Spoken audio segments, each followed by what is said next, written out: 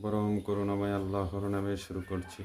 ধনীদারি সম্রাট শাহনশাহ উলি হজরত দয়াল বাবা রাহায়েত আলী শাহ রহমতুল্লাহ আলাই বাবার জীবনী থেকে নেওয়া।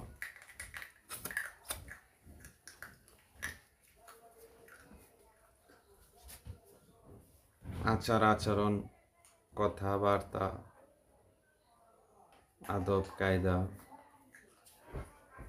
শিশু পড়া ইত্যাদি শিখে থাকে। এ বালকের শিক্ষা ছিল আদব কায়দা ও ধর্মীয় শিক্ষার মধ্যে।